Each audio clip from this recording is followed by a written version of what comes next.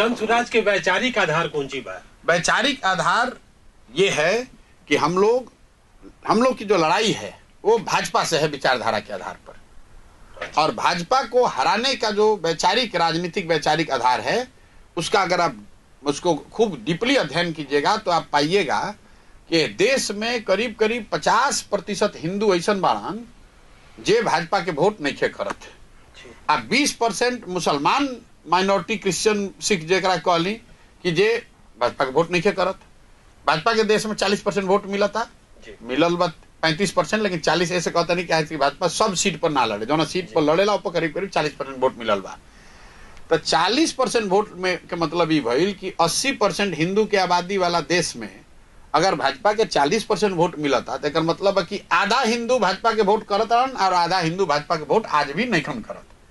अब हमरा रुआ देखे के भाई कि कौन हिंदू बाड़न जे भाजपा के वोट नहीं करत भाई,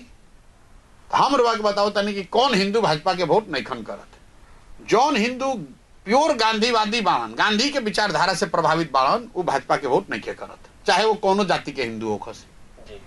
जे बाबा साहब अंबेडकर के विचारधारा के मानने वाला हिंदू बा वो भी भाजपा के वोट नहीं करत।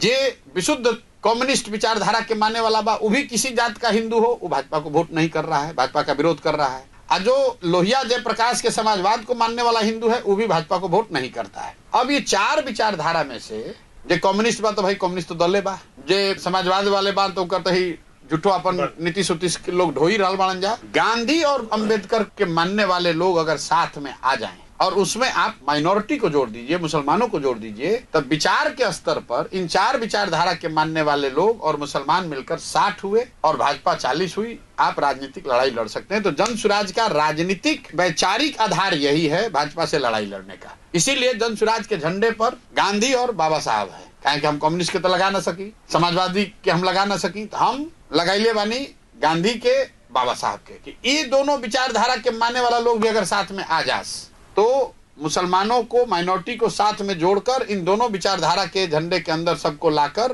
भाजपा से राजनीतिक और वैचारिक लड़ाई लड़ी जा